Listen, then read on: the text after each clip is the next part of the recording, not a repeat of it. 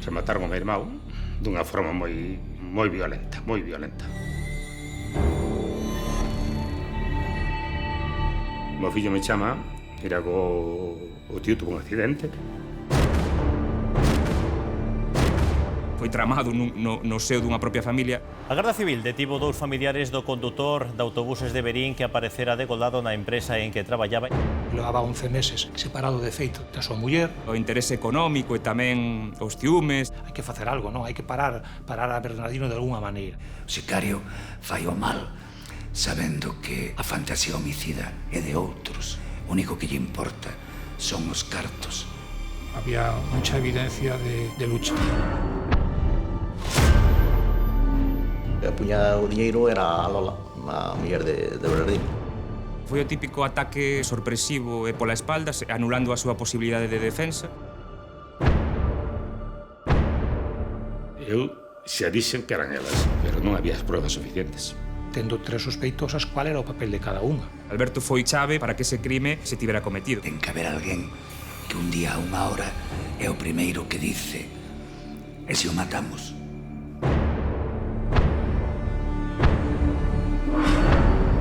Non cabe na cabeza outra cousa que venganza, solo venganza. Unha nai e unha filla que matan a un pai.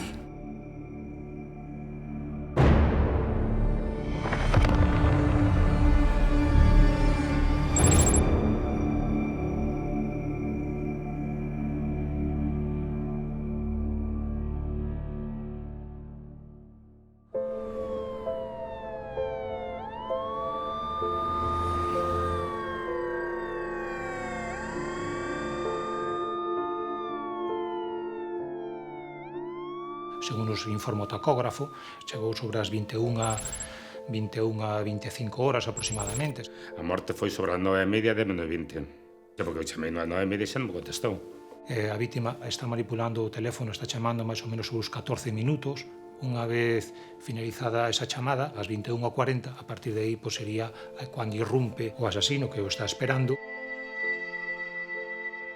Foi o típico ataque, como se soe decir no ámbito criminal, sorpresivo e pola espalda, anulando a súa posibilidade de defensa. O meu fillo me chama, era o tío tuvo un accidente.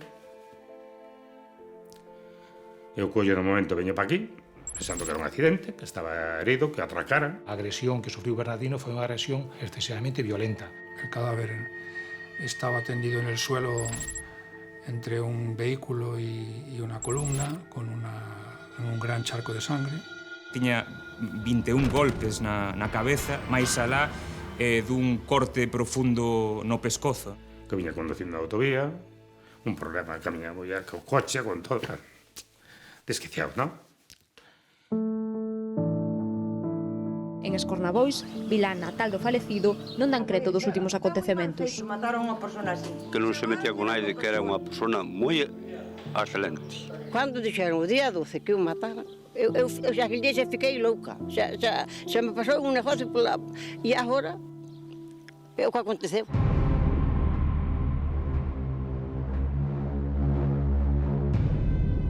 Os focos, digamos, apuntaron xa ao entorno máis próximo, o entorno familiar, sobre todo de Bernardino. A policía, a Guardia Civil, viu que non houve unha porta forzada e a porta lateral estaba aberta, non estaba cerrada con chave, entón xa sabía que quen entrou que tiña que ter acceso á chave. Había un par de liñas de investigación que se descartaron de seguido, como foron a do roubo e tamén unha situación extraña que acontecera na empresa Autocares Guerra uns meses antes, co despedimento dun antigo traballador, a aparición de certa cantidade de droga nun vehículo. Que nos hizo o escenario? O escenario está nos dicindo que foi que alguén o esperou na nave dentro, pero que conocía os hábitos desa persoa, é dicir, que o mellor previamente lle fixo unha vixiancia. Logo preguntarémonos o porqué. Para a situación, pois Bernardino levaba 11 meses separado de feito da súa muller. El tiña mantiña unha relación sentimental cunha persoa da empresa na que tamén traballaba a súa filla Ángeles. Andaba con unha chavala aí que iba no autobús con ela, que era unha cuidadora dos críos. Que foi precisamente a que o atopou, ya que deu o aviso á Guardia Civil. Se dirigió al garaje y encontró el cadáver, ¿no?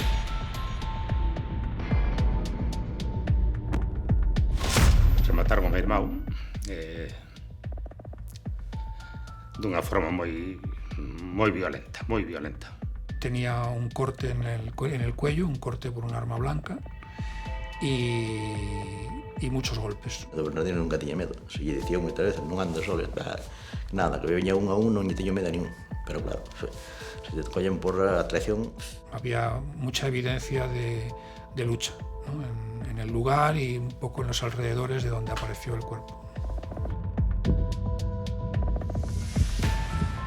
Tuvo que haber en ese momento un momento de pelea porque había muchos restos de sangre por toda la zona del autobús, la puerta. El autobús quedó con la puerta abierta y en la bajada del autobús, las escaleras que tiene para bajada, pues había restos de sangre, ¿no? De feito, lle quitaron os dentes, bueno, ese que de vivo tamén iba a quedar moi mal, por ejemplo, porque aquí lle deron un golpe que lle abrieron todo esto, ¿no? La autopsia lo que aclaró fundamentalmente era que el arma blanca empleada y el corte que tenía en el cuello fundamentalmente no era un corte de entidad suficiente como para entender la muerte producida por un degüello, ¿no? Que lo que mató fundamentalmente a Bernardino creemos que es el traumatismo craneoencefálico fundamentalmente, ¿no? E a mãe morreu por afogarse co seu propio sangre. Un gran traumatismo craneoencefálico y facial como el que tenía, pues se sangra mucho, ¿no? Y ese sangrado, una persona inconsciente, hace que respirara la propia sangre, con lo cual, bueno, podía morirse también o contribuir a la muerte la asfixia producida por la ocupación de sangre en las vías respiratorias, ¿no? Aparece unha barra de ferro de 73 centímetros de largo por 3 centímetros de diámetro. Se encontró uno de los instrumentos del crimen, un cuchillo que estaba en la parte de atrás del lugar. Había que preguntarse, alguén do entorno familiar do que sospeitamos é capaz de cometer este tipo de agresión? Foi tramado no seo dunha propia familia. Non hai ira, non é un crimen por enfado, non é un crimen por rumiación neurótica, non, é un crimen por todo o contrario. É un crimen frío, planificado, profesional.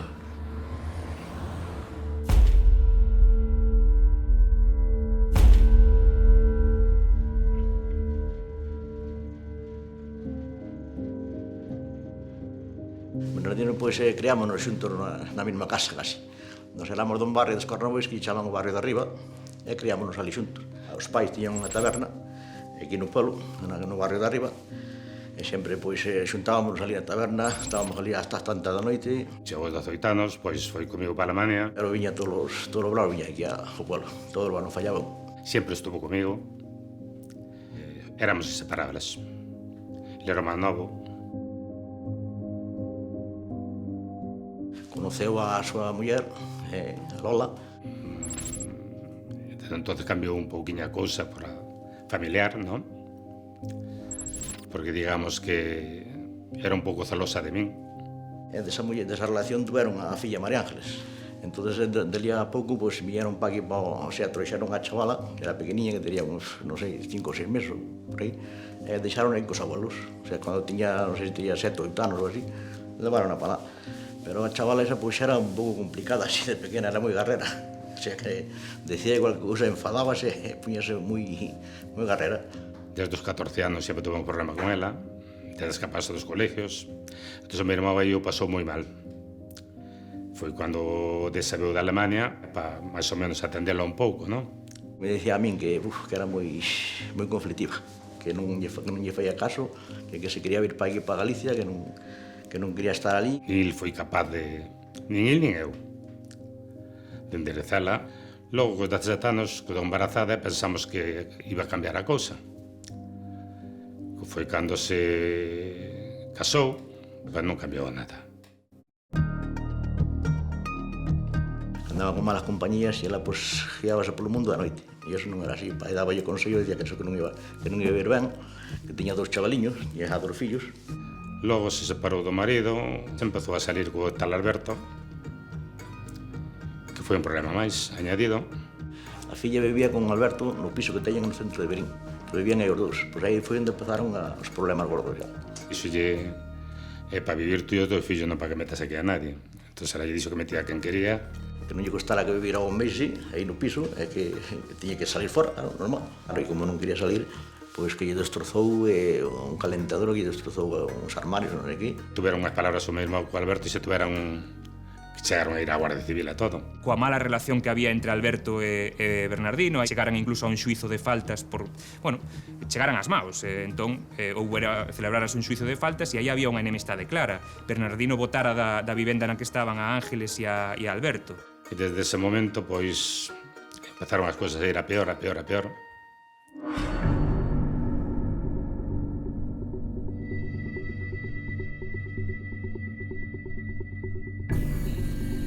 Bernardino, cando volve, pois andaba de conductor de autobús. Pois cando meteu a filla tamén na empresa, e xa levaban xa uns anos a filla. Pero a filla, pois, que eso quería por mandar máis co pai. Meu irmão quixo botar da empresa porque ela lle fixo a vida casi imposible.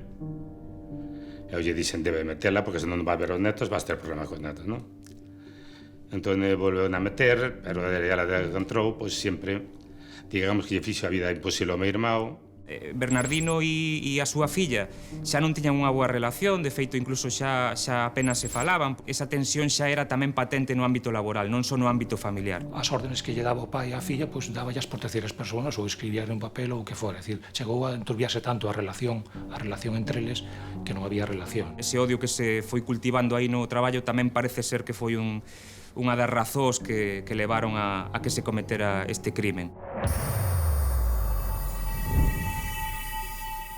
Empezaba a contar que non andaba ben a cousa, que a Lola e tal, e eu, pois, xa andan moitos anos xuntos, agora é unha pena de fazer o matrimonio, e incluso lle dixen eu, se queres vouche falar eu que a Lola e tal, a ver que pasa, e dixen, no, agora de momento non quero, de momento quero estar tranquila, tal. As gañas que tiña Bernardino de poñer fin de forma xa oficial, digamos, a esa relación con Dolores. Pero xa me dixo que non había nada que facer, que a Lola xa para el, que xa non había maneira de arreglarlo, que xa eran problemas maiores e que xa eran cousas moi fuertes, entón que non había maneira xa.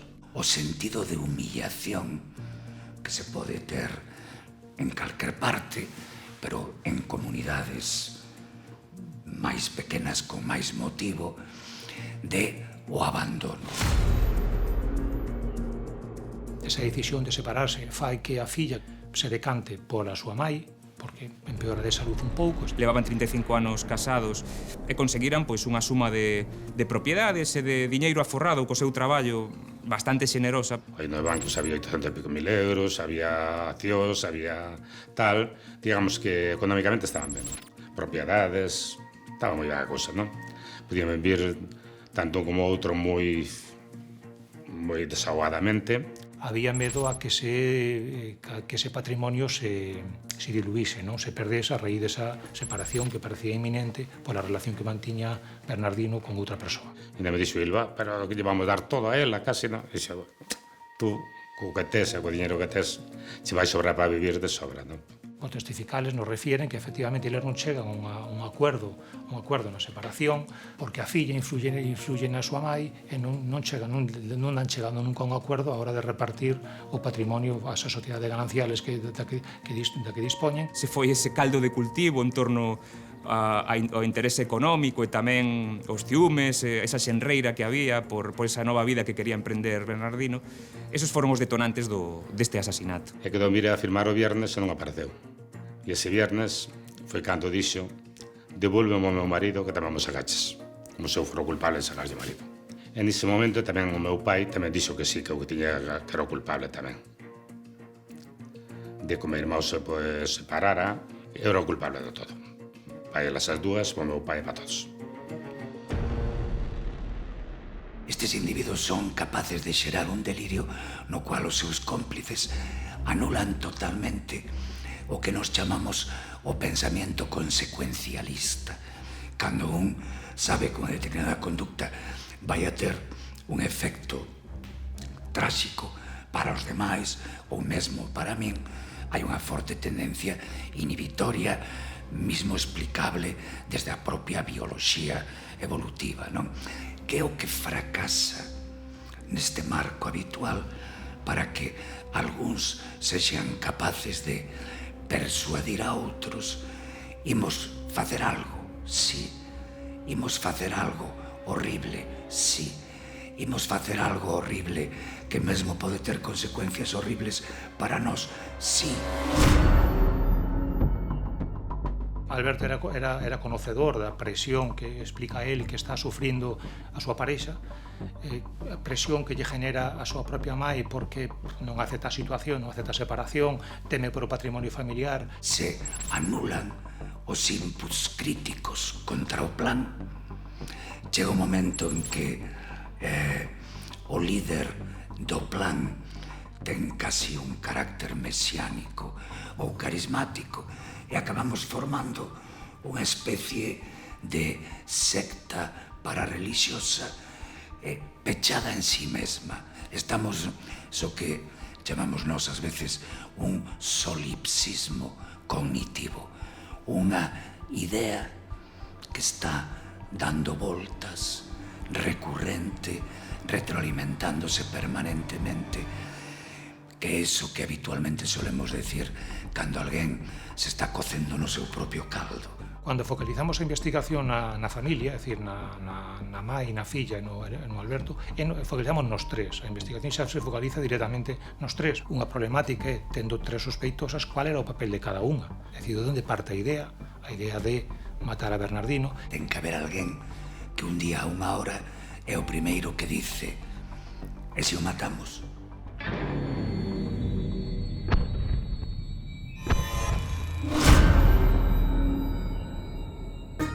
Toda esa presión, pois de unha maneira chega a Alberto. Hai que facer algo, hai que facer algo, non? Hai que parar a Bernardino de alguna maneira. Eu sempre pensei que era o Alberto, o irmão e un primo. Do sicario nunca creín porque nunca se me ocurriu. Que el se puso en contacto con Idilio a efectos de que lle deran unha paliza ou que asustara mellor a Bernardino. E que o fai por mandato da súa parella ou da nai? Das dúas, realmente, das dúas.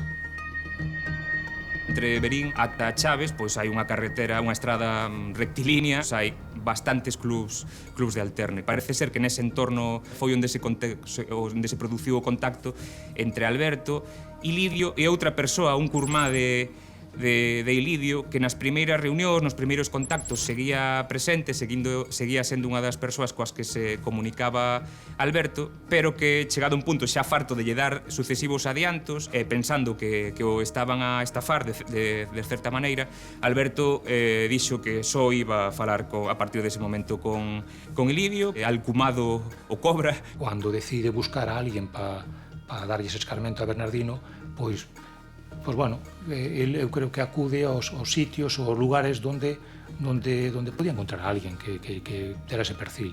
Non hai ningún dato que nos indique que acudiu a Ilidio porque conocía previamente. Ilidio tiña cuestións legais previas en relación a temas de malos tratos, seguro, e temas de roubos tamén, o que pasa que, claro, nunca chegará a dar un paso tan grande, non? Isto ao final é como pasar case de 0 a 100, foi un salto cualitativo no seu historial penal. Había vivido en Verín, feito detido en Verín. A relación que dice Idilio é con Alberto. Non me consta que tuvera ninguna relación nin con Dolores nin con María Ángeles. O contacto entre a familia de Bernardino e o autor material se limitou a esas dúas persoas, Alberto e Ilidio. A persona que estaba próxima, que había tido problemas con Bernardino previamente aos feitos, pois pensamos que evidentemente Alberto poderá haber sido el o que entrara na nave e cometera o crime, non? Germán falaba de que el sempre tiña esperanza de que a súa sobriña Ángeles non estivese implicada ou, como moito, que encubrira. Pero nunca creía que a filla fora capaz de matar ao pai, que conste. Ellas fueron las que dirigieron el homicidio, ¿no? Aunque no lo ejecutaron, ¿no? Pode ser moito máis fácil asumir unha idea homicida que empíricamente matar a alguén, porque isto implica outro tipo de cualidades. O delirio homicida leva a miña perversidade ata o máximo, pero o meu grado de implicación fáctica quero que sexa mínimo, tanto por manter un nivel de protección cara a unha eventual investigación, como por non ter que ser unha nai e unha filla que matan a un pai.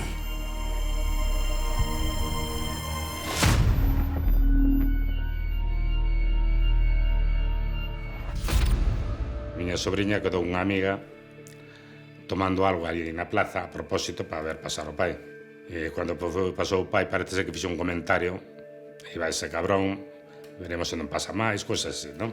Xa andaban detrás dele, o sea que a súa filla, máis Alberto, máis andaban xa, que vieron aí 3 ou 4 veces en busca dele.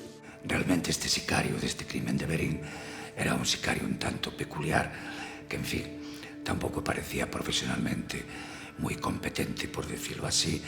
Tuvo varios intentos fallidos. O sicario intentou 3 veces, porque esta era a cuarta, a parecer, según falou o sicario, non? E unha das veces estábamos aí na finca de abaixo, que ten aí unha grande abaixo, outra vez estábamos aquí na festa, outra vez estaba na nave con xente, e fixéramos unha matanza ali na nave tamén, estaba eu tamén. Entón non pudo facelo, non? Esos 4 intentos, cada vez dalle 500 euros e a última vez fala de 250 300 euros. Fracasa en varias intentonas, a escena do crimen é absolutamente desorganizada, deixa o instrumental de degollamento accesible para a policía. Este máis que un sicario pertenecente a un mundo criminal organizado de bandas, aproxímase máis a un sicario producto da marxinalidade.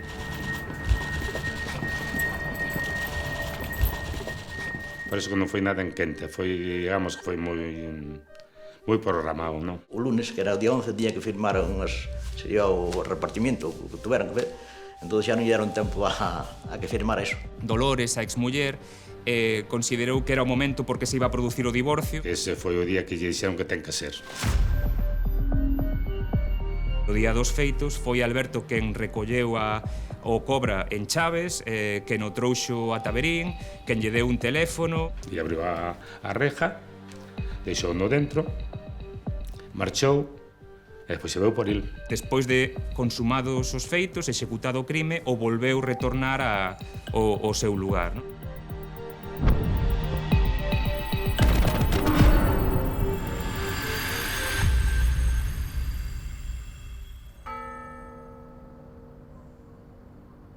E miña cuñada, que quedou o día de entierro, pois, ainda comeu aquí, o seguinte día, pois, xa lle dixen eu que non entrabas aquí. E o comentario que me dixo ela, que eso xa foi tan ridículo. Ainda antes de ayer estuvo aquí e mira que me pediu hasta volver comigo. E dixen, o que estás dicindo? Non estás tomando pelo? Sí, hermán, como dixo. Foi a única conversación que tuve con ela. Foi cando dixen, contigo non quero falar máis. E aí foi cando se deu conta ao meu pai de que eu iba contra elas. Foi cando meu pai tamén me dixo que non quería saber máis de mí. Nese momento. Estivemos aí na capilla acompañando, pois estaba a súa filla, estaba a Lola, estaba o tal Alberto. Entón eu cheguei a Lola, e dei o pésame, non? E abrazouse a min, pero... Eu xa dixen que eran elas, en ese momento xa. Entón, meu fillo, principalmente, a miña muller, empezaron a decir, tú estás seguro? Segurísimo. Fomos a despedir dela para marcharnos e non levantaron a cabeza para arriba. O sea, non nos miraron a cara. Eu entrou así unha cousa polo corpo que eu para min dixen, non sei se tendrá que ver algo esta muller e a filla. Nese momento non cabe na cabeza outra cousa que a venganza, só venganza. Entón, meu fillo, quando era tonto, me colleu e me dixo, xúrame diante do padriño que non vai facer nada. A miña filla se acoplou, empezou a chorar, e eu xorei. Dixen, vale, non vou fazer nada.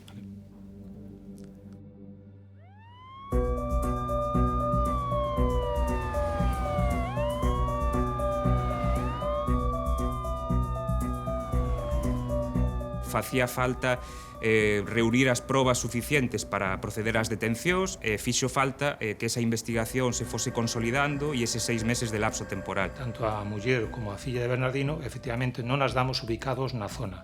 Sin embargo, si Alberto temos nas proximidades da nave. Anda circulando primeiro cun vehículo, logo con outro. Ter que estar durante meses vendo se avanzaba ou non a investigación, porque sempre hai a incógnita de se pode ser un crime sen resolver. Que tardamos moito, pois si, aos 3 meses estábamos seguros que ya todo estaba claro e seguro, non?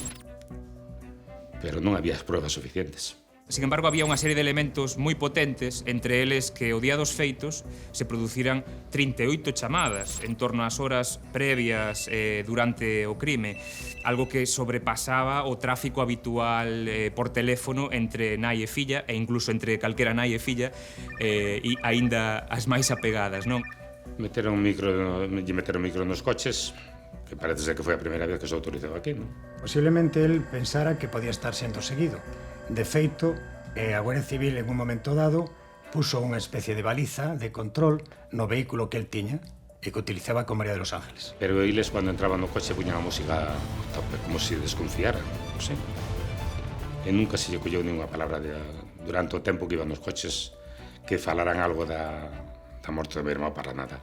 Un teléfono que usa Alberto, non está a seu nombre, está a nombre dun familiar. Hai chamadas entre ese teléfono e o teléfono que nos conocemos como habitual de Alberto. Hai contactos entre esos dous teléfonos precisamente nas horas que barexamos que se pudo producir a agresión, non? É dicir, a partir das 21:40 horas. Non? El, durante toda esa situación, sempre negou os feitos e díxome que ele era inocente de aquelo que estaba sendo, se non acusado formalmente, que polo menos había efectivamente unha investigación da Garda Civil tendente a eso. Eu para mí dicía, bueno, isto foi o Alberto, pues seguramente o Alberto e a filla. Sí, Alberto pudo ser, pero ao mellor xa temos que pensar que hai outra persoa tamén que pudo ter participación, non? Unha persona que de momento non conocíamos. Digamos que estiraron o tempo. A Guardia Civil aí habilmente, hai que reconocelo, pois estuvo de alguna maneira tamén facendo presión sobre esa persoa que sin duda pois tiña moralmente tiña unha presión xa interna importante, non? Por os feitos. O Alberto chega a declarar en sede policial hasta en 5 ocasións, non? Entón, cada día que o chamaban, puñando un pouco nervioso e digamos que cambiaba un pouco as declaracións tamén.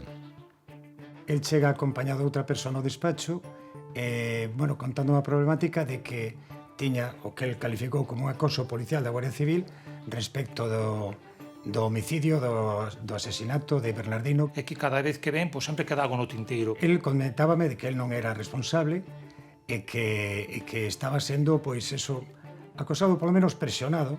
Eu, claro, en principio, en esa versión creí. Recomendei en un momento dado, como xa foron varias veces as que fora tanto o cuartel da Guardia Civil de Verín como aquí en Ourense, que non fora a colaborar de alguna maneira con a investigación, senón o chamaban oficialmente. O irmán do finado Germán Pousa convocaron unha marcha en novembro para reclamar o esclarecemento do caso.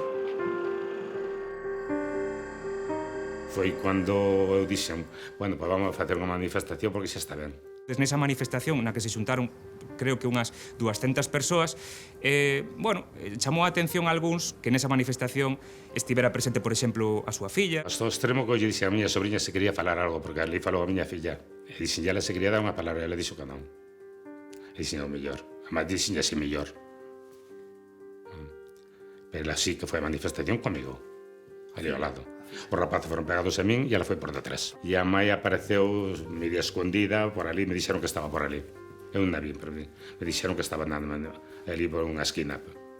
Pois irían para escamuflarse un pouco máis, para que tardara un poquinho máis a cousa, que non a descubrieran así como así. Esas persoas, digamos que durante a investigación, aínda que non amosaron un gran interese, algo que tamén escamou os axentes ao principio, en que lle pasara a Bernardino, non amosaban o interese que outros membros da familia así, non? Pero, sin embargo, acudían a eses eventos clave despois da morte violenta de Bernardino. Unha testemunha escoitara de boca de Dolores dicir que Bernardino era un chulo, según a súa exmuller. Estes son moi chulos, pero xa verás cando vai cos pés por diante cando van ter tanta chulería. Sabíamos que a máis afectada sentimentalmente por o feito da ruptura e, sobre todo, tamén patrimonialmente, porque ela consideraba que ese patrimonio que habían feito ela e o seu marido o habían sudado xuntos en Alemania, co cual, pois, non aceptaba que se pudera separar, que pudera ir con outra persoa. Sobre todo por diñeiro. Sobre todo pensou que igual iba a deixar todo a outra chavala, non sei, co que tiña sobraba. O patrimonio que tiña sobraba. E esa era así como a virgen do puño, pero a filla gustaba bastante a festa.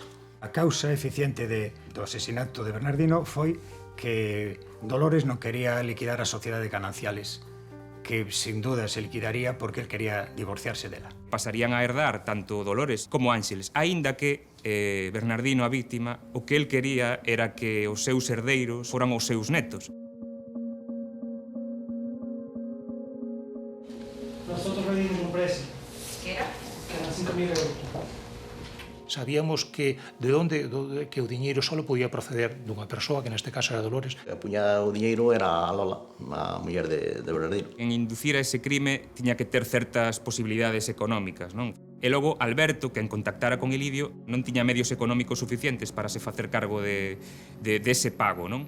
Sen embargo, Dolores chegou a retirar uns 30.000 euros, dos que retirou as cantidades para lle pagar a Elidio, como dicíamos, en total uns 6.000 euros, e ese diñeiro foi custodiado por Ángeles no seu armario do seu piso, non? Esa conexión dos cartos tamén serviu para facer o vínculo entre nai, filla, xenro, en torno á planificación do asasinato. Só lle dixen un día a miña sobrinha que estaba o pai no hospital.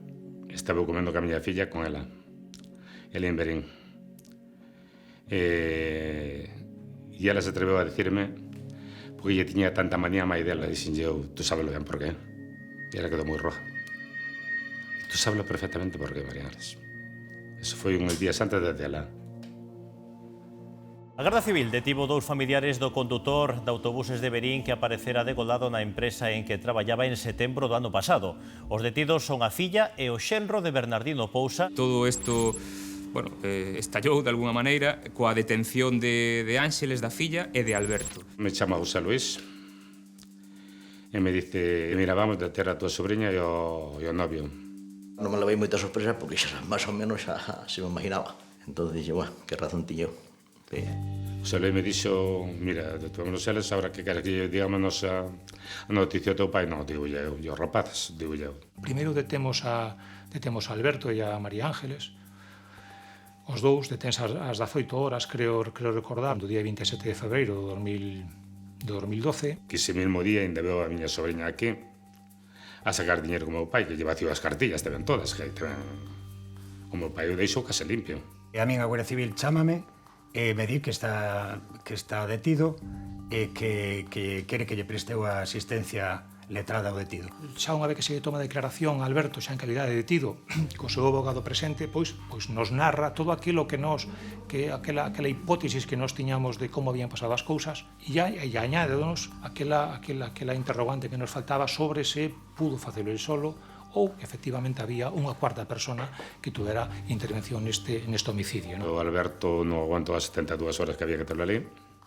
Por suerte cantou.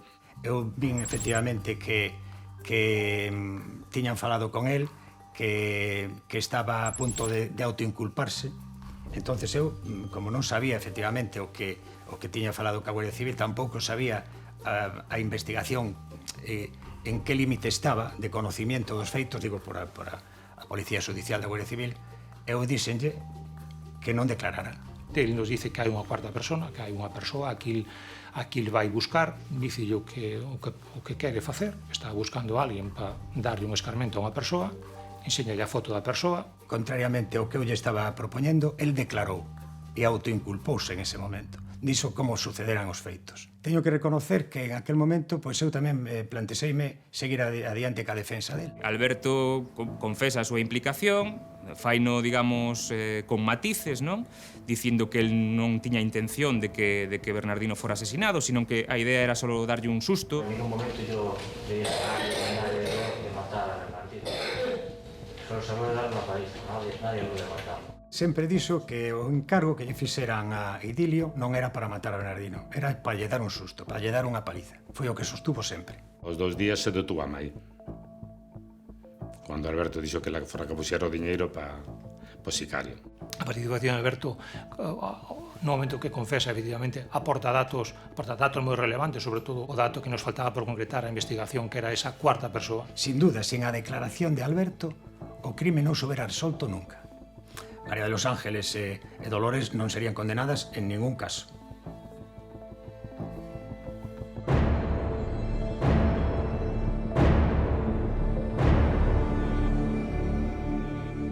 sabíamos que tanto Mai como filla como Alberto habían participado na morte de Bernardino, sabíamos que había os autores intelectuales, faltábanos únicamente pois o sicario. En ese momento foi cando se buscou o sicario, que do sicario non se sabía nada.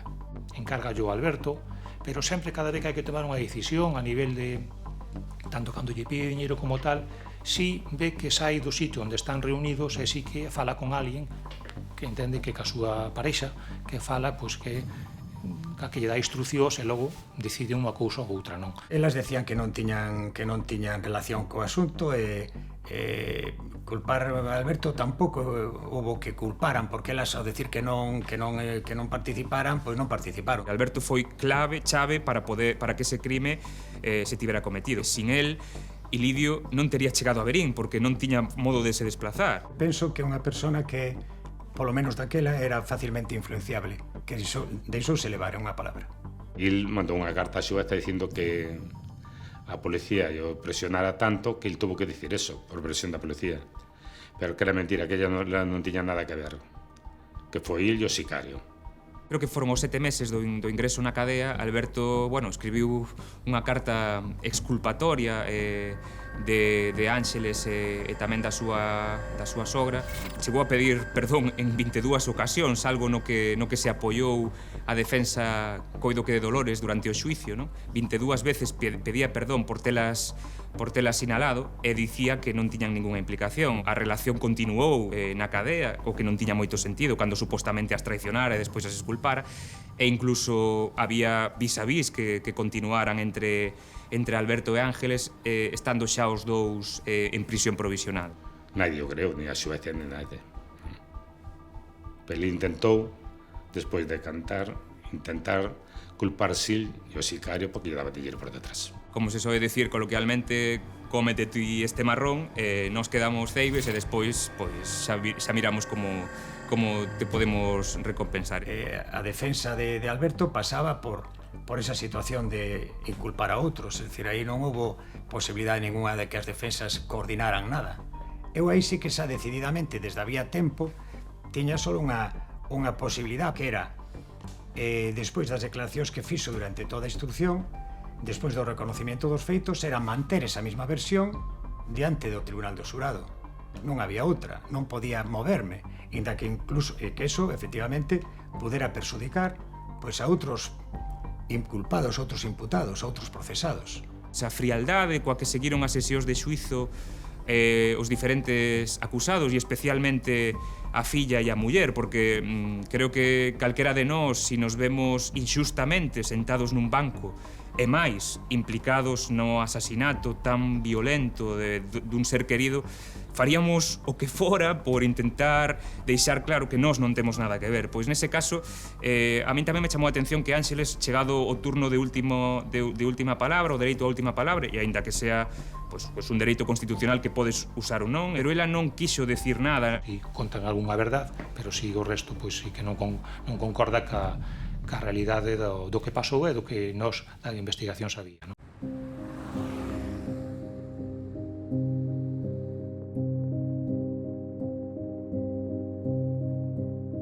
Da comparecencia dos acusados diante da xustiza, o primeiro recordo que teño é, incluso antes do xuizo, cando foi o paso a disposición judicial, ou eu diría unha das comparecencias polo trámite do xurado, creo que a declaración indagatoria, cando foron conducidos ao xulgado de Verín, aínda, o xulgado instructor, e Ilidio baixou do furgón da Garda Civil, viña da prisión, e dixo: eu non lle cortei o pescozo ao home.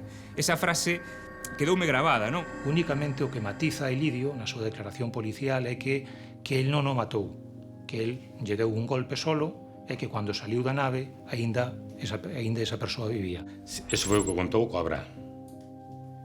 Esos son todos por las declaracións de él que mandaron matar, e Peri que non nos rematou, dice que non lle cortou o pescozo, pero bueno, sabemos que sí. Meses despois, chegado o xuizo, tamén foi a súa versión, que el non tivera nada que ver co asasinato, que imaginaba que sería Alberto, que el solo lle quería dar unha especie de escarmento e incluso chegar a negociar con el para que Bernardino soubera que se estaba aurdindo un plan no seu na súa familia é que intentar negociar, me imagino que con cartos de por medio, pois, mire, vostede váyase e eu digolle quen o quere fastidiar e así xa os dous chegamos a un acordo. Xa non digamos nada cando declarou idilio, que claro, con esa declaración era imposible ningunha outra táctica desde o meu punto de vista que a asunción da responsabilidade. E Lidio, digamos que deixou as coartadas un pouco aire das outros acusados, porque en todo momento asegurou que a él lle encargaran un asasinato, non unha paliza, como dicía Alberto. Hubo un encargo a matar a unha persoa, ese encargo dase a un sicario, o sicario é Lidio, e as órdenes, pois efectivamente, hai outros intelectuales, e unhas persoas, Alberto, neste caso, que colabora, que vai buscar o sicario, traino á localidade de Verín. Segundo Idilio, antes da comisión do asesinato, el afirmou que consumira heroína antes de se desplazar conducido por Alberto a Queizás, a Verín, para cometer o asesinato. Incluso tamén algo de alcohol, pero o da heroína manifestou. En todo caso, non valeu de argumento, non se tivo en conta. De cando unha vez xa Lidio mata a Bernardino, e unha vez que Alberto o recolle para evacualo a Portugal, hacia Chaves, hacia onde vivía Lidio, nese momento vai buscar a casa 5.000 euros, el vai preguntar a súa parella onde está o diñeiro, ela dice onde está, vai á habitación, colle o diñeiro e leva onde había deixado a Lidio, ao lado dunha granxa había deixado a Lidio, e logo levou a Portugal. Que estamos todos impactados. Foi unha noticia que sorprendeu a todo o mundo, nadie o esperaba, e é algo que che repía.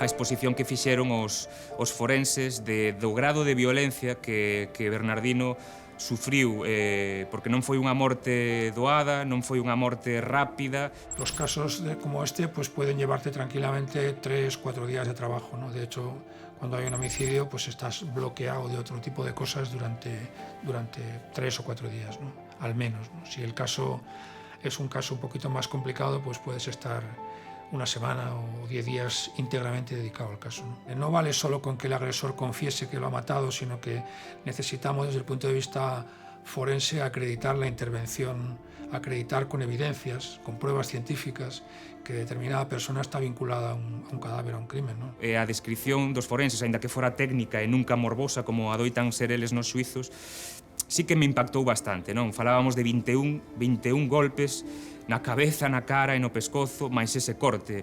E a verdade é que sí que un salía de ali coa impresión de que ese grado de saña, de violencia, de vinganza, hasta que punto poden chegar a xenreira, os ciúmes, o interese económico como para cometer un crime tan atroz. Matamos por emocións, e que moitas veces as emocións nos desbordan, nos ganan a batalla, que o sistema amigdalar, o sistema límbico, lle gana as estruturas de control corticais. Os propios juristas o saben, e os códigos penales actúan en consecuencia. Nada desto poderá nunca ser atribuído como disminuinte ou atenuante de responsabilidade dun sicario. Me impactou moito o doado que segundo a Garda Civil pode ser contratar a un sicario cando hai unha cantidade normal de cartos de por medio a través dese submundo que hai en internet, e non só en internet, sino en ambientes sórdidos, non? O sicario fai o mal sabendo que a fantasía homicida é de outros. A él non lle importa. O único que lle importa son os cartos.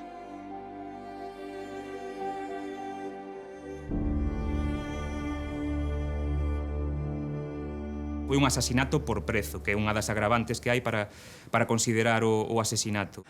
Mais por riba, neste caso, ben poucos cartos.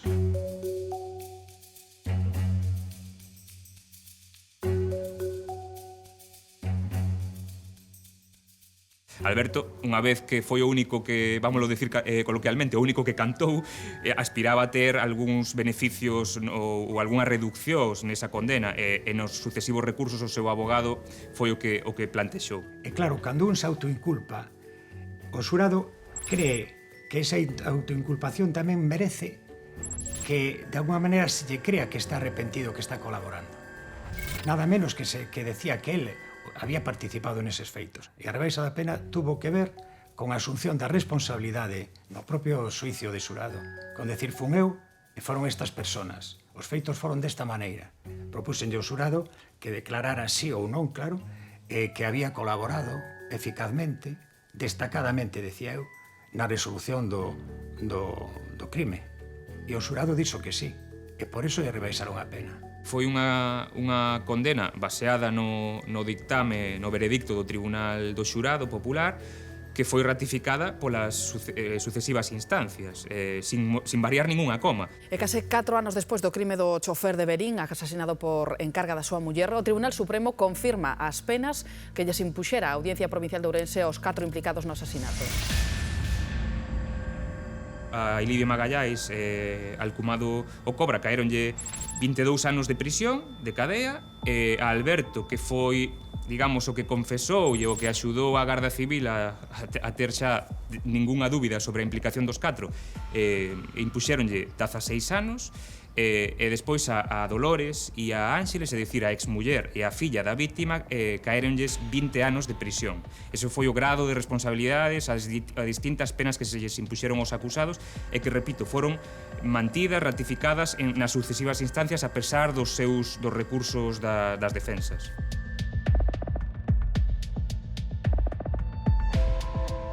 Este foi un crime executado por un sicario, algo que parece moi de novela negra ou de ficción, pero neste caso foi totalmente real, ademais por unha cantidade que nos pode parecer a xente normal, digamos, ridícula, porque por 5.000 euros acabou executando o asasinato, máis unhos pagos previos, ao final en torno aos 6.000 euros. Cando falamos de crímenes, falamos de maldad. Cando falamos do crimen dos sicarios, falamos de maldade ao cuadrado, porque é unha maldade por precio, é unha maldade profesionalizada e que se executa sin ningún tipo de implicación personal. A exmuller, a filla e o xenro de Bernardino Pousa, o condutor de Golado en Verín, están xa na cadea.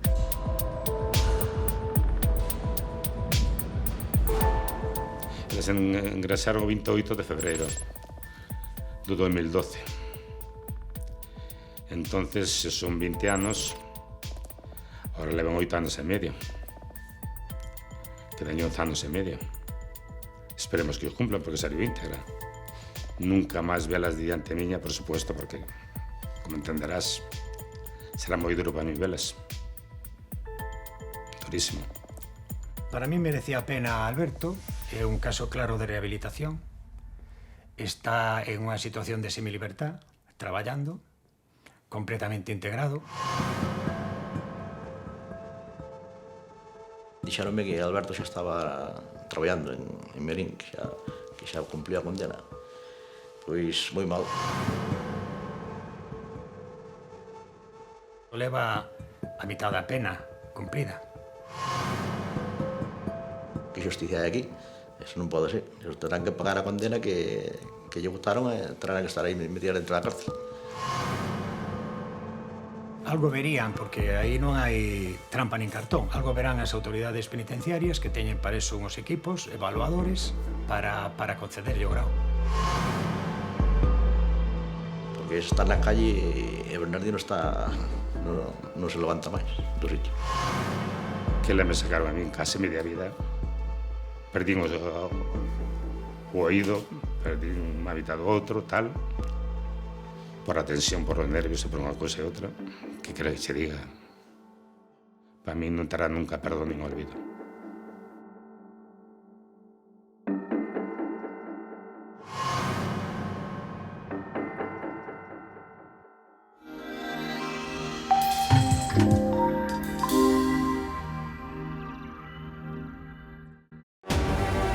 A xuíza decretou prisión para a nai da moza morta. É que eu botei mal. Eu loca, totalmente loca.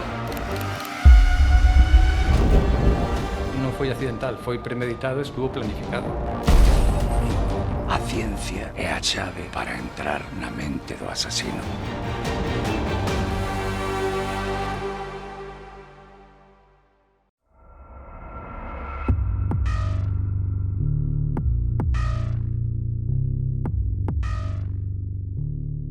Boas noites, 6.000 euros foi o prezo pactado entre a familia de Bernardino Pousa e o sicario Ilidio Magallaes, algo que nos pode levar a pensar o barato que pode custar a vida de alguén.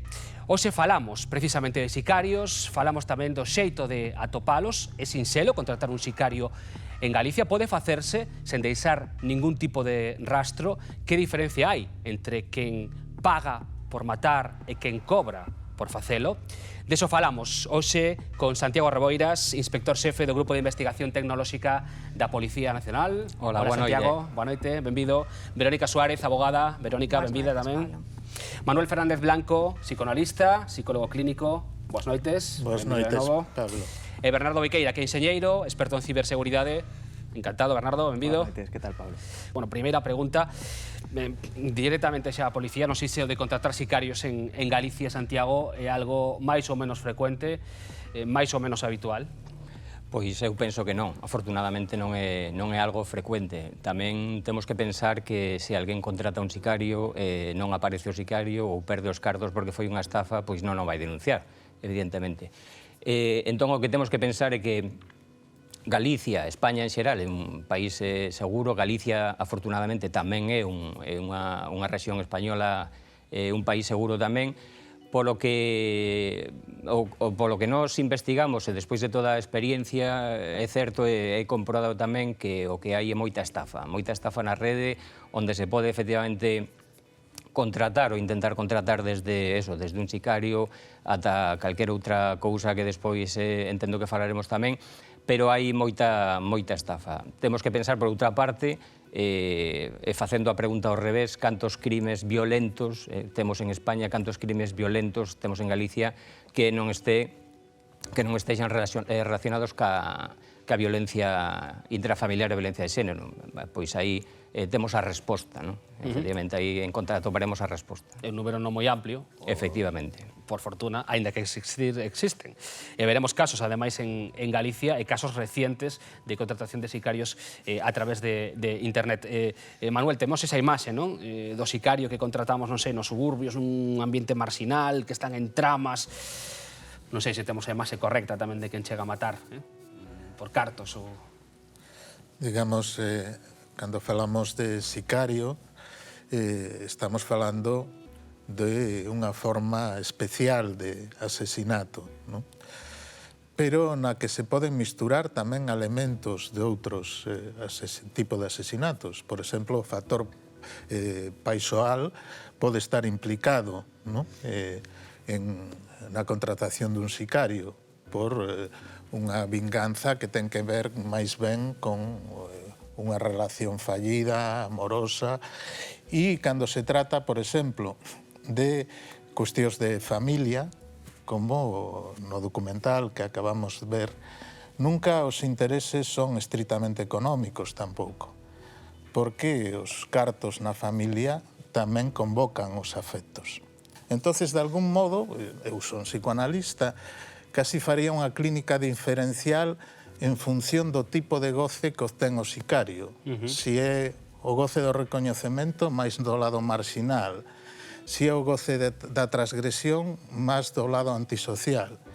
Si é do puro beneficio, máis da vertiente psicopática. E si é o goce de facer sufrir a outro, aí temos casos onde incluso pode facer revivir ou a súa víctima, facela despertar dunha tortura para seguir disfrutando antes de acabar ca vida. Entonces, de alguna maneira, a psicoloxía do sicario se distribuye en que tipo de goce, entendido goce como esta satisfacción, este tipo de satisfacción que obtén na actividade criminal. Xa temos aí os paradigmas dos posibles sicarios. Bernardo, é posible contratar un sicario? Eu se quero poñerme dende xa. A ver. Sería capaz de conseguilo? Os sicarios casi son como as meigas, non? A velos ailos. Pero como decía antes o noso compañeiro Santiago, o que abunda no tema das profundidades de internet son as estafas, non? É fácil conseguilo? Pois depende moito a quen lle preguntes, con que contactos te movas, onde vayas a buscalo. Se o que vas a facer é entrar na Red Tor, na primeira páxina que te aparece, pois, sicarios a $500, pois, casi seguro que sepas que o que van a facer é quedarse con esos $500 e, como decían, vai denunciar a policía que te acaban de roubar, non ten ningún sentido. A gran maioría de sicarios que traballan, como ben decía Manuel, non son persoas, vamos a decirlo así, comunes, non é normal que haya sicarios pola calle, entón non abundan, tes que ir a buscalos a onde están os sicarios, é dicir, as redes onde hai drogas, non? Tráfico de drogas, tráfico de tratas, tráfico de armas, é dicir, onde xa había un negocio delictivo moitas veces, de aí se extraen os propios sicarios, ou de ambientes marxinais, non? Que buscan, pois, obter... É fácil para o común do usuario chegar a ese trasfondo? Claro. Porque nos pensamos, claro, buscamos en Google, non? Busco Exacto. sicario. 125.000 resultados, eu fixen a proba. A partir de aí é fácil? O máis fácil é que te estafen. Pero bueno, isto é como todo, se tiras do fío e empezas a preguntar a xente que coñece xente, o mellor a partir de aí che poñen en contacto con alguén que é capaz de facer ese traballo. Pero realmente ir a unha páxina web é como quen compra pois unhas zapatillas, comprar un sicario, eso pode che decir casi con toda a seguridade de que para a maioría dos mortais que non están metidos nese ambiente non o van a conseguir, van a conseguir cosas. Ahora lle pregunto a Santiago se realmente pode ser así. Verónica, supoño que estamos a falar de algo que xa sucedía antes da chegada das redes e que estamos aplicando tamén na contratación dun sicario. De hecho, as novas tecnologías, en el caso de Berín se contactó a través en un club, no fue a través de internet. Lo que tenemos que ver es que ahora con el mundo tecnológico, las nuevas tecnologías, muchos de los delitos que se cometían antes, como las estafas, como la contratación de sicarios que se hacían por otros medios, se hacen a través de internet. Otra cosa distinta es que te estafen o te salga resultado, pero con lo que comentabas tú, Bernardo, de la estafa, depende de quién sea el que busca. Si es un buscador ávido, también hay sistemas, tengo entendido, tú me corregirás, en los que a través del escrow o los depósitos se hacen pagos que pueden ser seguros. Exacto. Entonces ahí sí que hay una posibilidad de que puedas contratar a un sicario a través de internet con cierta seguridad. Pero vamos a fijarnos en una cosa, la gran mayoría de páginas que venden servicios ilegales tienen fuera un concepto. O sea, bueno, muchas veces tienen fuera dos, la pornografía infantil y los sicarios. Pero los sicarios casi no hay ninguna página, hablamos de markets, como fue en su día el Silk Road, ¿vale?, que te permitan contratar esos servicios. Porque saben que, por una parte, detrás de ellos hay una gran cantidad de estafa y que no va a ser fácil que eso fluya a través de ahí, ¿no? Es decir, casi todos los servicios de escrow que hay a través de sicarios son de sus propias páginas. Es decir, es un servicio falso de escrow para que tú los utilices. Eso sí que no lo sabía. Decía antes, Bernardo, Santiago, que moitos das contratas que se tratan a través de internet poden acabar en estafas. Que é máis probabilidade de éxito cando falamos, por exemplo, desta tipoloxía criminal, cando falamos da contratación de sicarios, cando se chega a eles a través de un círculo de proximidade, por así decirlo, de un contacto, bueno, no caso do documental que hoxe víamos, foi nun clube de alterne na Raya Seca. Ese tipo de contratación suele tender máis o éxito co que se fai a través de internet. Efectivamente, o que temos que ter en conta, está claro que se ti tes un contacto persoal con algunha persoa, valga a redundancia, é máis fácil chegar ao fin. Da igual que sea un sicario que fa unha compra-venta de un produto mercado a través de internet. Cando non lle podes poñer cara, cando non tes un sitio onde quedaches, cando non eso desaparece, a posibilidade de ser estafado se incrementa exponencialmente. Bueno, pois ainda que ahora, ainda que pareza difícil de pensar e de creer, sí que hai xente ao noso redor que está disposta a matar por cartos e tamén xente do outro lado que está disposta a topar a alguén, bueno, pois que por encarga acabe con algunha persoa, sicarios ao noso redor.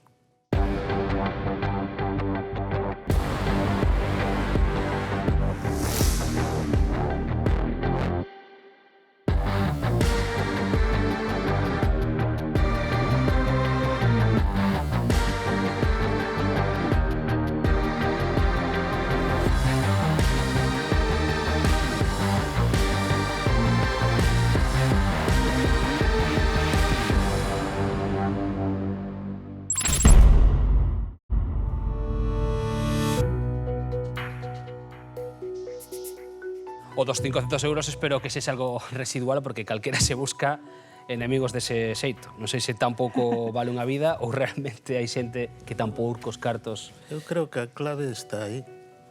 Canto vale unha vida. Canto vale unha vida, pero tamén a propia vida. 500 euros? Pode ser, ou máis. Igual os xuntamos aquí entre os 5, vamos a ver, desde o punto de vista subjetivo, quen está disposto a matar, que non está ao alcance de calqueira, ten un desprecio pola vida allea, pero tamén pola propia.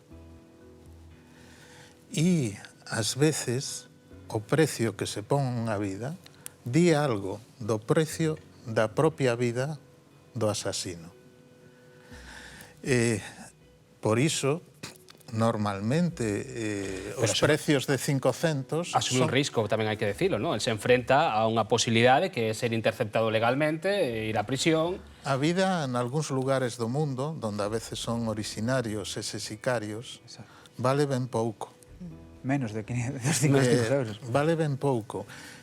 De feito, as tarifas, hasta donde eu sei, son moi diferentes, por exemplo, entre os sicarios europeos, especialmente os italianos, por exemplo, e algúns que proveñen de países subdesenvolvidos de Latinoamérica, ¿no?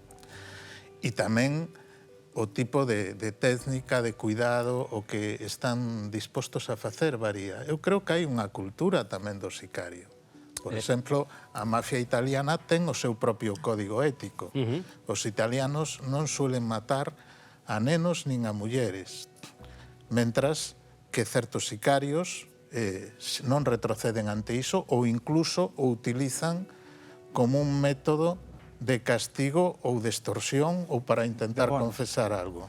Entonces, que vai depender tamén, perdón que te interrumpa, Manuel, da vítima. Eu recordo fai xa un tempo facendo, bueno, algunha pequena intrusión na dark web, buscando cousas, bueno, aprendendo tamén, non?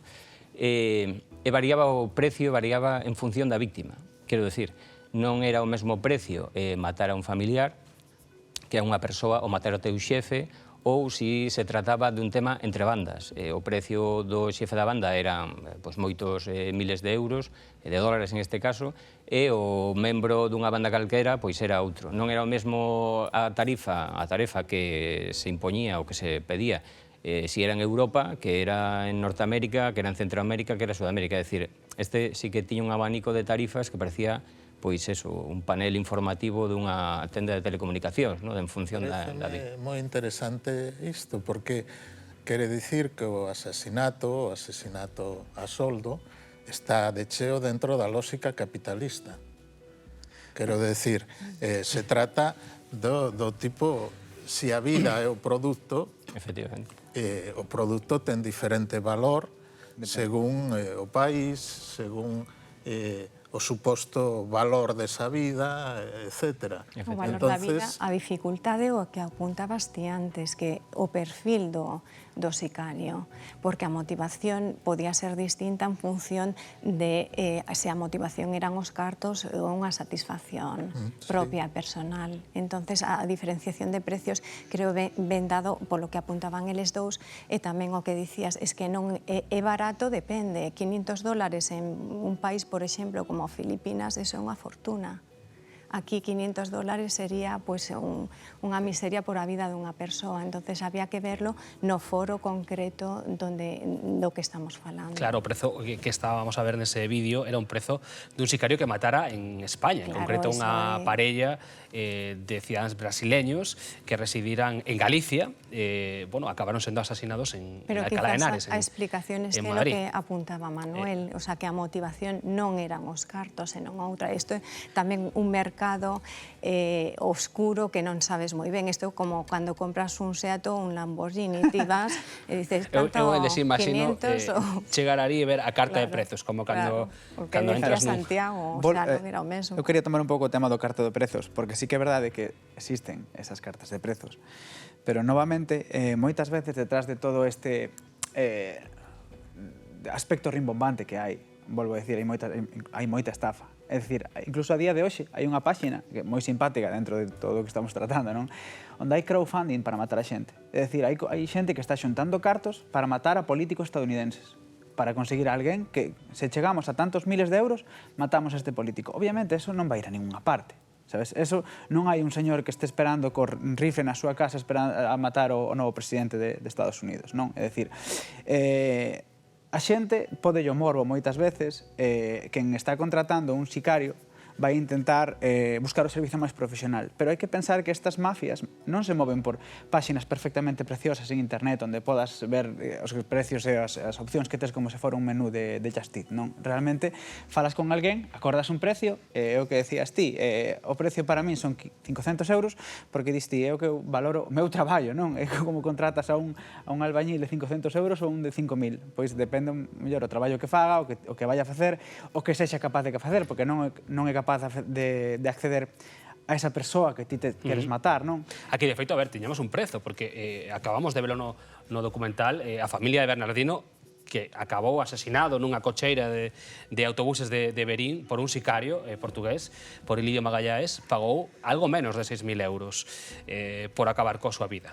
A investigación tardou 4 ou 5 meses ata que, bueno, chegou a concluir quen estaba detrás desa morte, pero que puido acabar perfectamente sen resolverse, que o prezo non chegou aos 6.000 euros. Estamos a falar de Galicia e agora imos ver outro caso enseguida dunha muller en Ourense que o intentou 2 veces por 3.000 euros cada vez, 3.000 euros en cada un dos asesinatos que pretendía. No, comentaba que, fíxate que no caso de Verín, inicialmente o que se declarou polo sicario é que foi contratado para dar un escarmento, non para matar. O sea, que imagínate as cantidades que se moven nese. Que pasa? Que o xuiz considerou que era unha cantidade moi elevada, 5.000 euros, 5.000 e pico euros, para dar un escarmento a unha persoa. E, además, os golpes, bueno... Sí, 23 golpes. 23 golpes para dar un escarmento non casa. Cun arma blanca, creo que era un escarmento demasiado excesivo. Foise un pouco. Se lle pude ir da... Sí, pero o argumento do prezo é interesante, porque dá a impresión que o prezo polo sicario europeo.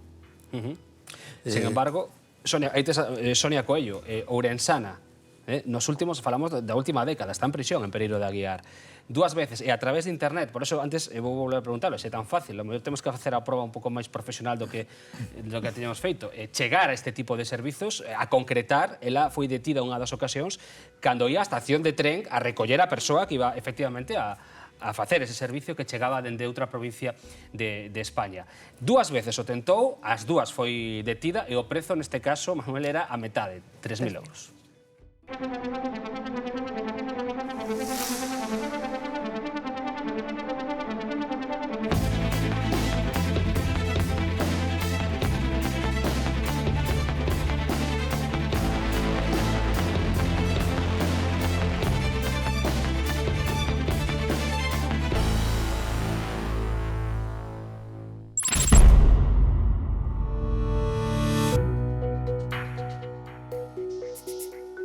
Primeiro quixo asesinar a súa exparella, decía que porque lle cortara o pelo o neno, despois tentou o mesmo cunha xefa dunha parella posterior.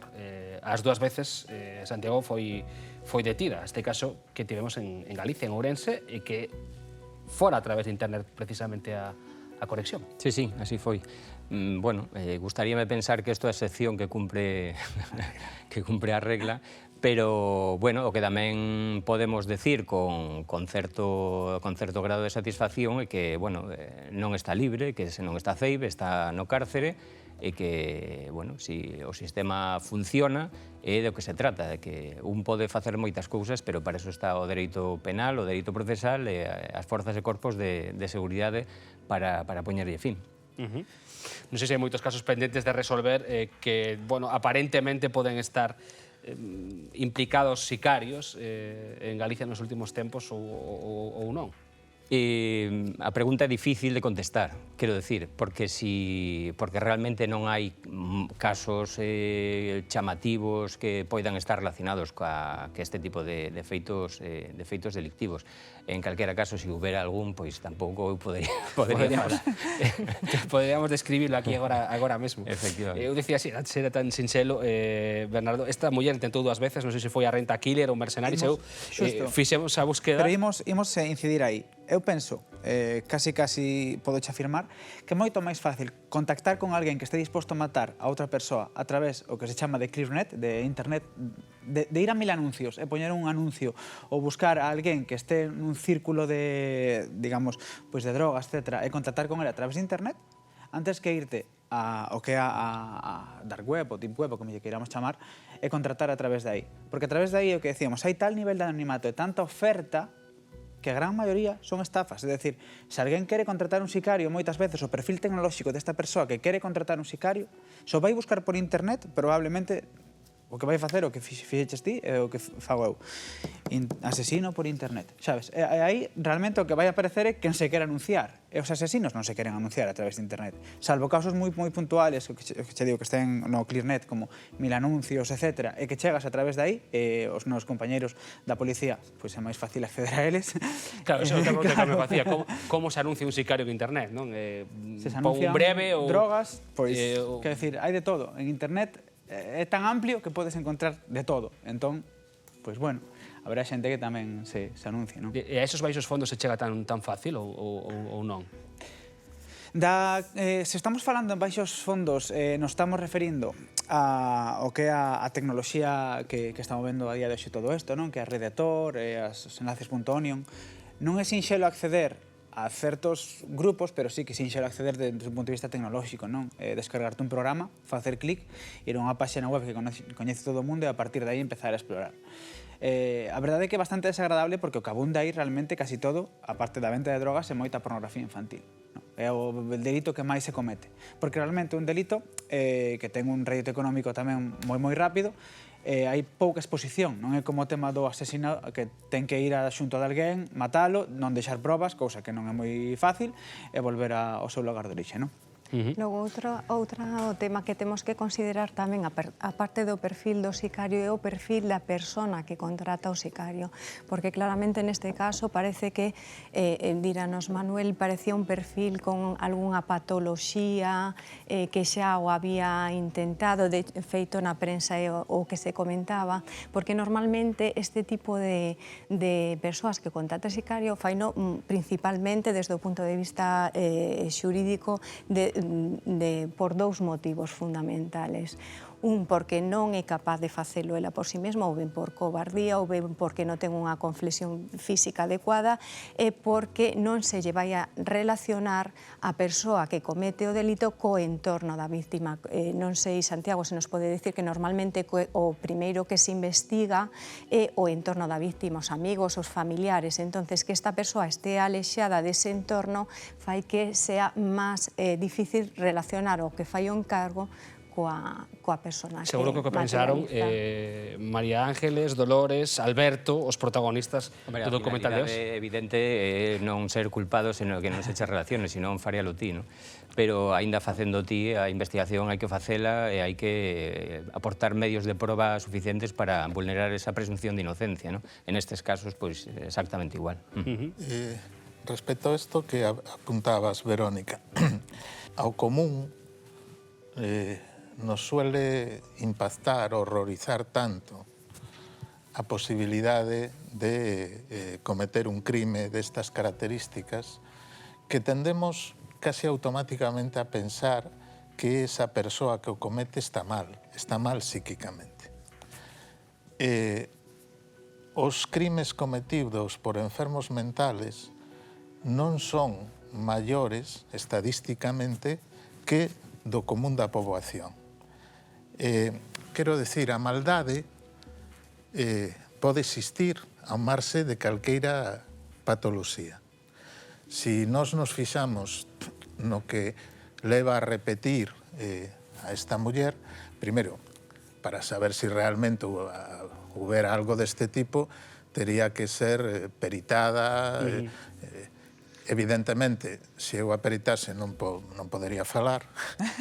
Ainda así, o corte do pelo do fillo, Manuel, non é un argumento así de especial peso. É dun peso enorme. O corte de pelo do fillo? Sí, precisamente porque aparentemente non ten ningún. É dicir, o aparentemente inmotivado ten que estar moi fortemente motivado. Porque parece tan banal que ten que responder a unha razón doutro tipo claramente. moi poderosa. É que hai que pensar tamén que os nosos compañeiros moitas veces de prensa buscan o titular. É un titular magnífico. Pero vamos a ver, pode ser que ese fose o desencadenante. Claro. Pero evidentemente hai, en este caso, unha paixón do odio, eso sí, porque logo se desplaza a xefa da súa parella, etc. Vai cambiando de sitio. Pero realmente a causa última non podemos sabela, pero tampouco debemos precipitarnos. Bueno, un procedimento normalmente sí que se fan, se hai algunha patoloxía, pruebas psicológicas, porque eso conleva un eximente, un atenuante. Sí, en algúns casos sí, noutros non. É dicir, de feito, o sicario, que era drogodependiente, Lidio Magalláes, era habitual consumidor de heroína, de feito, consumiu heroína o día que acabou cometendo o crime de Verín, non se lle aceptou como eximente o consumo de... Hai que ver se realmente lle influiu ou non en a intención de celebrar o crime. Eso nos levaría a outro debate, non? Que é a inimputabilidade en determinado tipo de casos cando se teñen patoloxías psíquicas graves.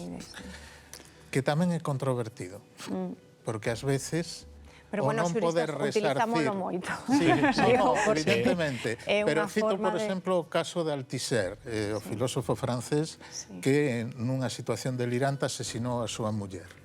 El lallouse profundamente de non ser condenado, de ser posteriormente declarado non imputable, porque eso lle impidiu susceptivar adecuadamente a súa culpa e resarcila penalmente. É dicir, que este tipo de cuestións requiren un análisis a veces moi de brocha fina, non?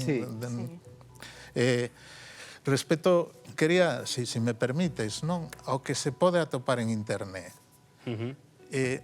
Eu creo que si hai algo máis alá da contratación directamente criminal, que internet mudou radicalmente. Un elemento fundamental de internet en que a outro lado hai alguén que sempre responde. E vou a poñer un caso célebre, o caníbal de Rotemburgo. O caníbal de Rotemburgo tiña fantasías canibalísticas dende a súa infancia, pero é moi difícil ir polo mundo dicindo quen quere ser comido. Evidentemente, eso non é para declaralo en calquera lugar. Sin embargo, baixo anonimato, sempre hai en internet alguén que responde. El pediu a alguén que quixera ser devorado. E lle responderon 6 persoas. Non unha, 6. Hai un foro de xente que comparte fantasías canibalísticas en Alemania. Entonces, entre esos 6, seleccionou a un e grabou a escena donde foi sendo comido ata a morte. O cal tamén plantexa un problema legal, porque había consentimento por ambas partes, etc. E foi condenado, pero agora creo que vendeu os dereitos de autor e vai solucionar igual a súa vida a través do seu acto canibalístico. Pero esta sí é unha variable nova. É dicir, pode ser estafa, pode non selo, pero a outro lado, agora sempre hai alguén que responde e posibilita moito máis que antes pasar ao acto calqueira cuestión que antes normalmente quedaba velada. O que penso é que, sin dúbida, e vendo un pouco os delitos como foron evolucionando en toda esta última, dende o principio de século, vamos. Internet, en definitiva, o que é un facilitador. Facilitador para as cosas boas, pero tamén para as malas, evidentemente. Precisamente é eso, é dicir, a quen lle gusta o canibalismo, pois non te podías anunciar.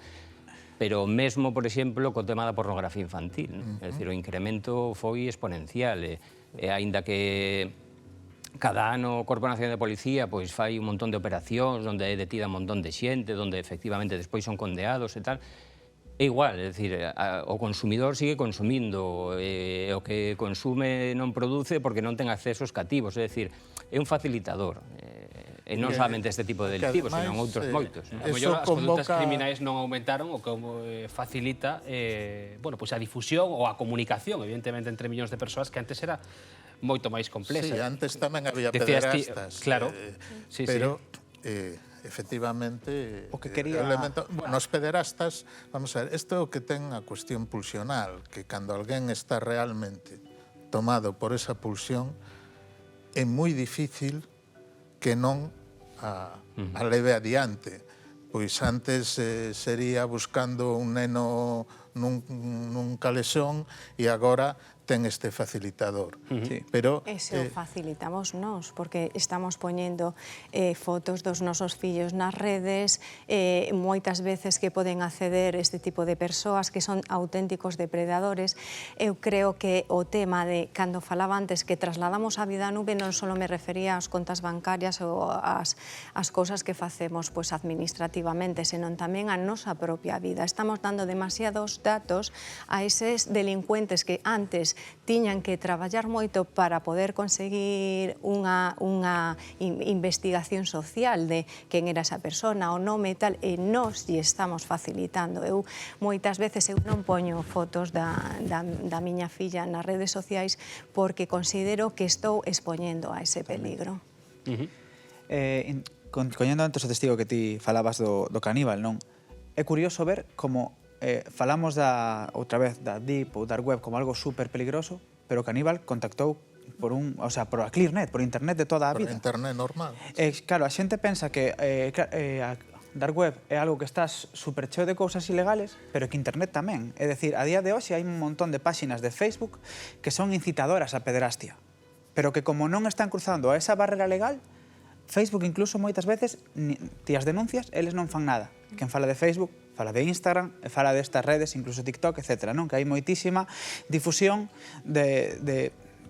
o roce da pederastia, onde está o ilegal. É dicir, claro, se poño unha nena de 5 anos desnuda en poses suxerentes é algo que todo o mundo chama a atención, pero igual que me chama a mi atención que este desnuda, chama a mi atención unha nena con bikini, maquillada en poses suxerentes, estou dicindo, aquí hai algo raro detrás. O que no seu día o fixo, a revista de moda, foi un pouco escandaloso, non? Porque efectivamente fixo un desfile, non, eran fotos, pero claramente vestindo a nenas dunha maneira que podía suxerir isto. De todas maneiras, a nivel dun apunte clínico fundamental, ás veces se confunda a pedofilia coa pederastia.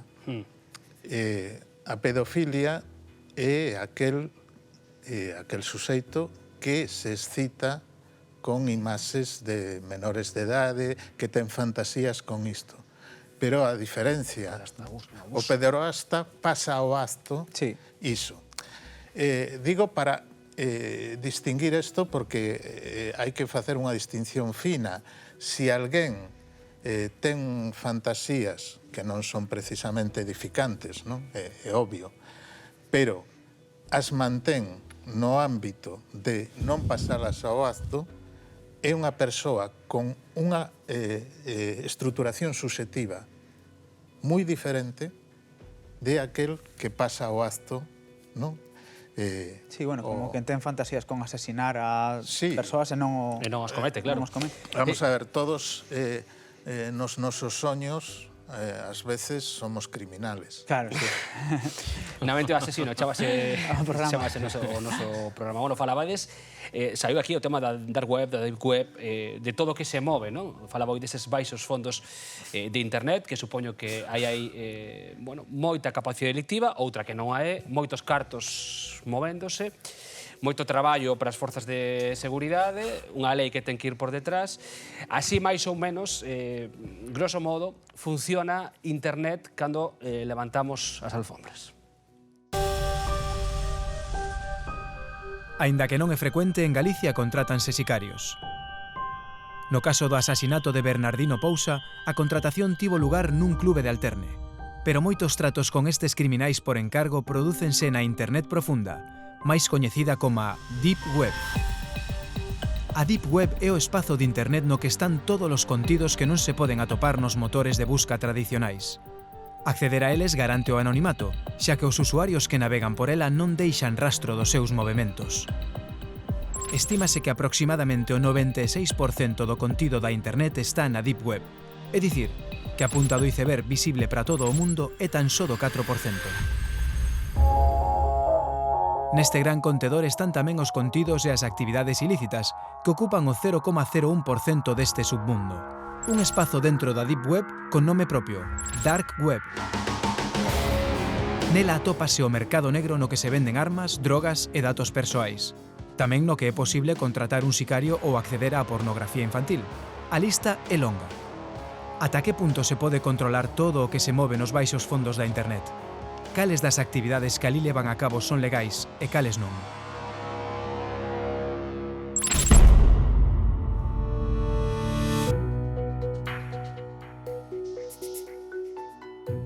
Difícil, supoño, por portas ao mar, como decimos aquí, non portas ao océano. Sí, xusto.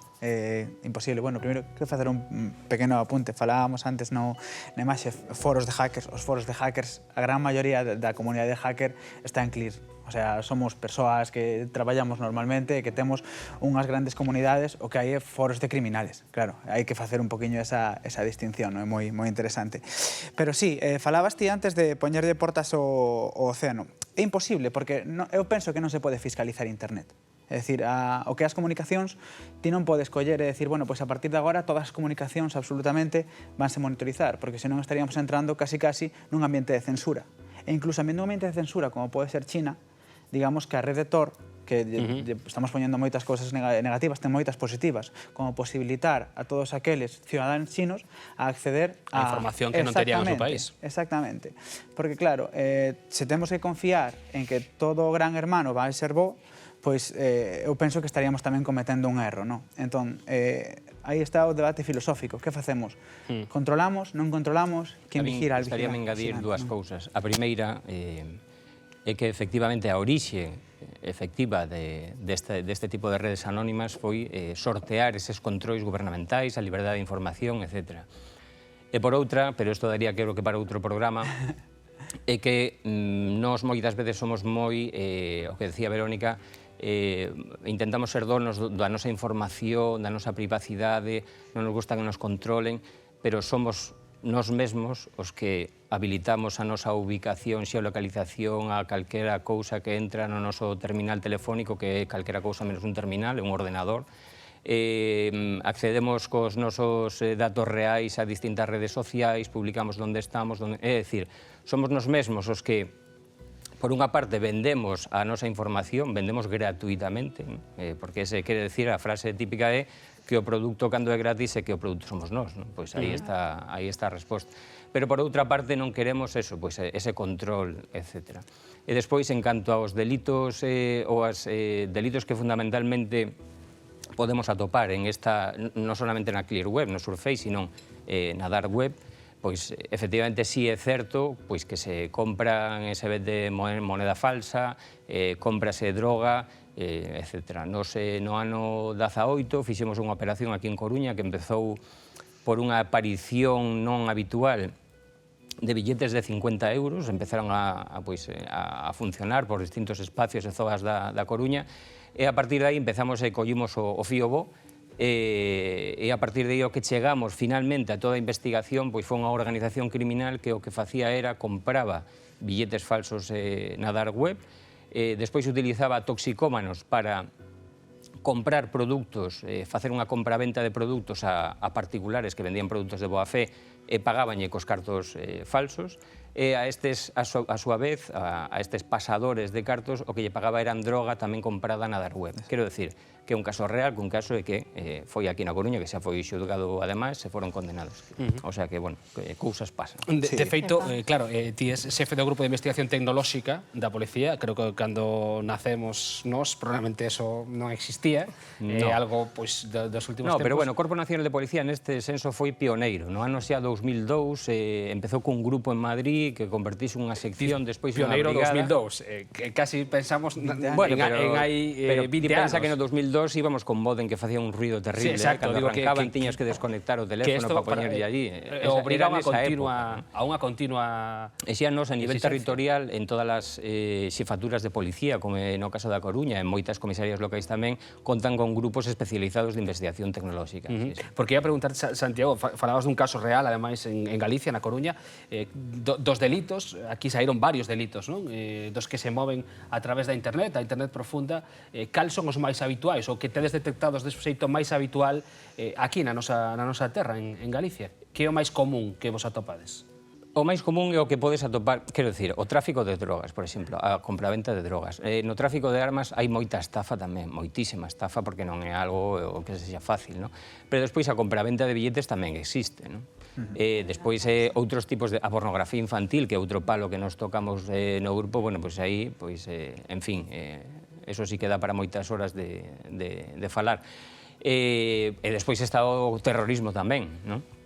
Que nun caso, quer decir, non somos nós os que nos dedicamos ás investigacións, sino que hai moitas brigadas especializadas na búsqueda do terrorismo, porque é un facilitador, novamente, desas comunicacións, independentemente do lugar do mundo onde esteas. De hecho, hai un caso que se chamou o rei da venta da droga en internet, que non sei se era a través dunha web que creou un estadounidense, un chaval de 31 anos, que creou unha plataforma na que se vendía droga, el cobraba unha comisión e o vendedor liberaba o resto para o vendedor. Es que chegou a ganar cantidades millonarias. É que igual que falábamos antes de que realmente hai moitísima estafa no tema dos sicarios, no tema de drogas non.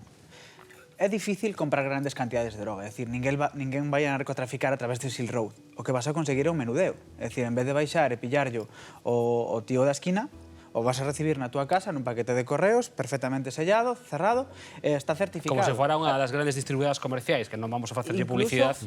A nivel de calidade, a droga que se vende aí, desos análisis clínicos, ves de quen ven, é dicir, estás realmente comprando un produto premium, non?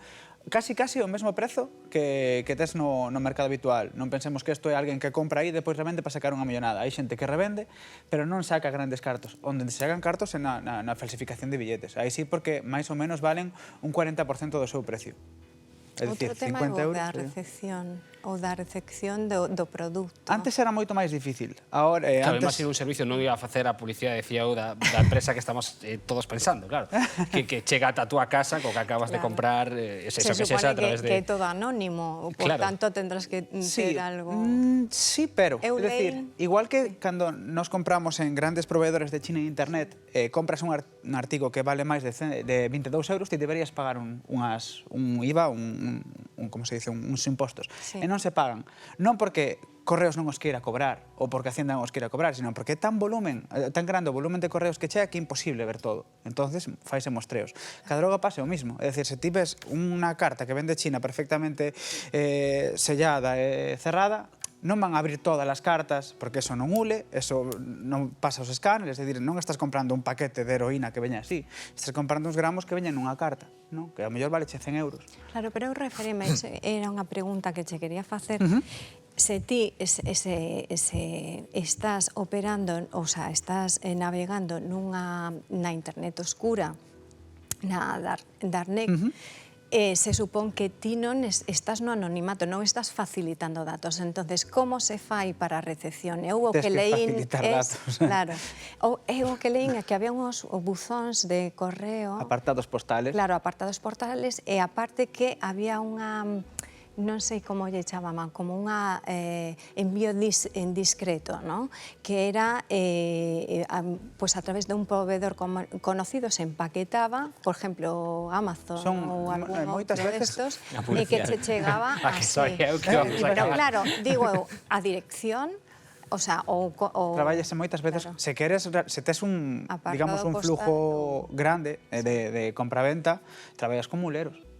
O que faz é coller outra vez, non un sicario, porque por pagar por matar moi pouca xente che vai facer, pero alguén que vai recibir unha PlayStation na túa casa que robade e te vas a pagar 50 euros, bueno, pois a min que, mira, recibín isto, o único que tienen que facer... Bueno, eso tamén é delito. Xusto, xa, pero a xente non se dá... A lei, claro, dicía yo antes a Santiago, os corpos de Forzas de Seguridade de Estado están en continuo, isto cada día cambia. A rede, ao final, falábamos de 20 anos e de moitos delitos que se existían, lóxicamente, que agora tamén se canalizan a través de internet.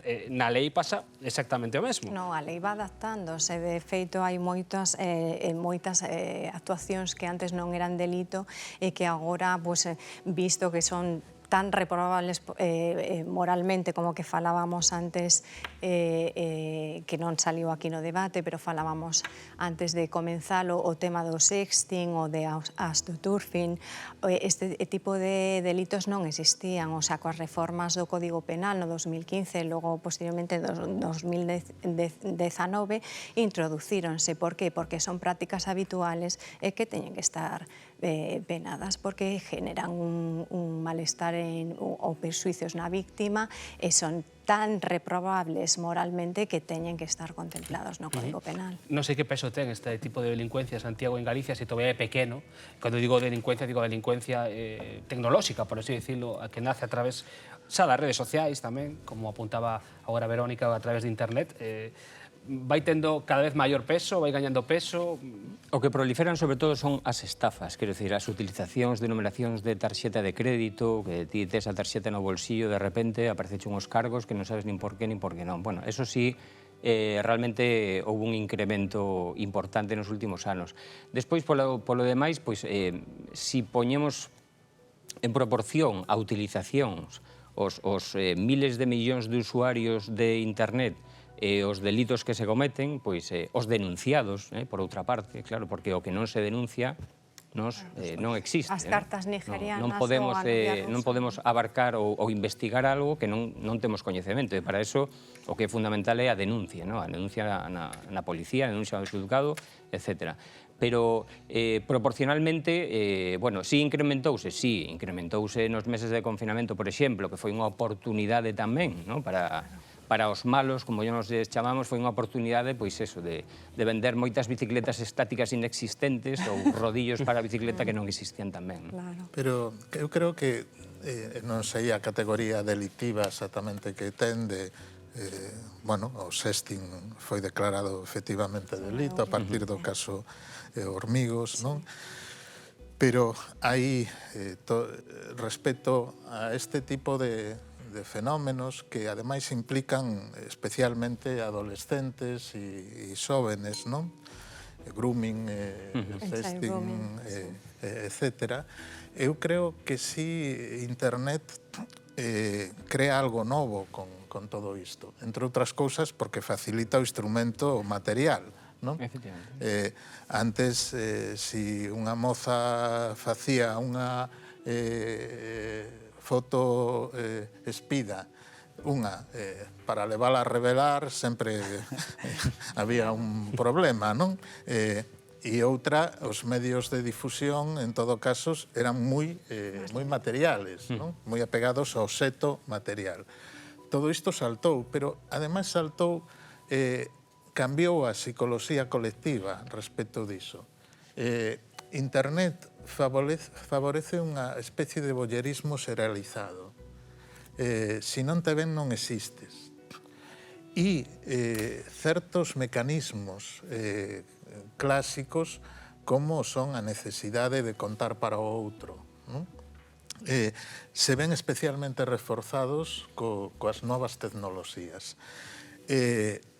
Por outra parte, é moi fácil que unha persoa confiando noutra, especialmente se ten unha relación afectiva, especialmente se é nova, confíe parte da súa intimidade a esta persona en forma de imaxes, etc.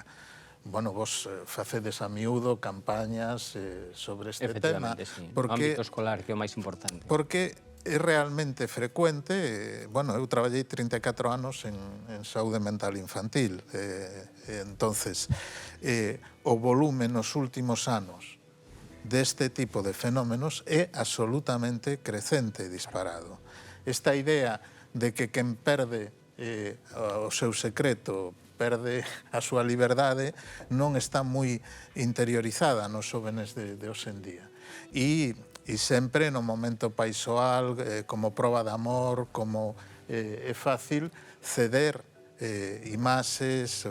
Ademais, eu creo que un problema engadido e moi importante é que o acceso á tecnoloxía cada vez prodúcese en unha edade máis temprana. Entón, claro, a cabeza que ten un cativo de 13-14 anos non é a mesma que ten un de 8 anos. E nos temos víctimas de grooming con 8 anos. É dicir, que fai un neno con 8 anos cun teléfono na habitación a 1 da mañá? Non o sei, realmente. Bueno, sí o sei, claro. É moi fácil doblegar esa voluntade, está claro.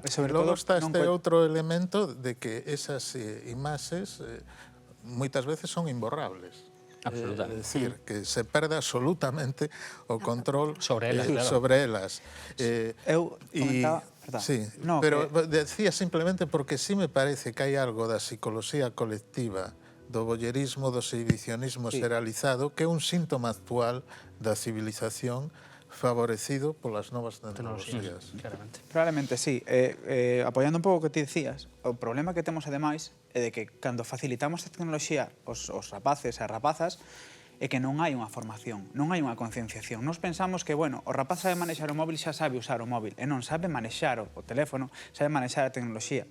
Pero se non lle damos as guías, e non os educamos, e non os axudamos a que eles entendan que poden facer, que non poden facer, ou que deben facer, é moi difícil que despois pensemos que vayan a ter un comportamento exemplar. E se non hai unha educación desde casa, ou xa desde os organismos sí que as hai, porque a policía fai campañas, ou digamos que o organismo gubernamental fai a súa parte, pero moitas veces desde casa xa se hecho por descoñecemento ou por simplemente falta de interés. Porque temos a sensación de que os que somos pais de nenos pequenos a veces deixamos unha tablet ou un teléfono móvil como quen deixa un Playmobil. Hai unha diferencia notable, cada vez máis, pero non nenos de 8 anos, de 2, de 3 e de 4, coa tablet, co móvil. De todas maneiras, hai que saber que todas as campañas de información, de ilustración sobre este tema son imprescindibles, pero hai moitos. O ser humano non basta coñecer algo para que o siga. Non basta estar advertido de como se produce un embarazo para que non se produzcan embarazos non desexados. Eso podía ser de outra época, non? Hai que advertir dos riscos de internet e ao mesmo tempo saber que hai un empuje no ser humano para facer o que por outra parte sabe que pode traerlle problemas. Claro, sí, desde logo. Estamos rematando xa nos compases finais, fixo corto, que sí? Xa fixo corto o tempo.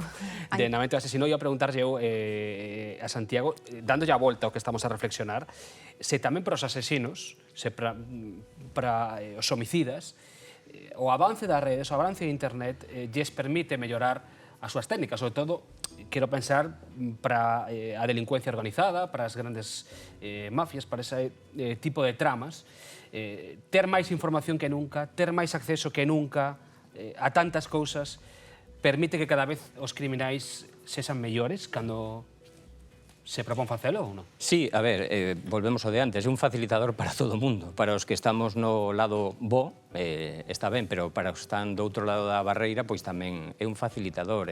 Acceden a máis información, a máis métodos, a máis útiles, podíamos así decir, non? Pero, bueno, eu quero pensar que os que estamos no lado bo somos máis, estamos formados, temos ganas, estamos aquí para intentar, non sei se evitar que... Temos un pouco máis controlado o noso lado malo. Bueno, tamén é verdad. Sí, porque lado malo temos todos, efectivamente. Pero bueno, falaba desde o punto de vista policial, xa non. Bueno, non sei que nos ten ose preparado Miguel Anxo Fernández, de feito, así, viñaseme a cabeza, porque ademais é, bueno, unha das iconos, no, do mundo do cine, especialmente para a xente da miña xeneración. Samuel L. Jackson e John Travolta daquela non tiñan acceso a internet, porque a película é de principios da década dos 90. Pulp Fiction, unha das obras que falaba precisamente de sicarios. A ver que nos trae hoxe, Olladas ao espanto, Miguel Anxo Fernández, Sicarios.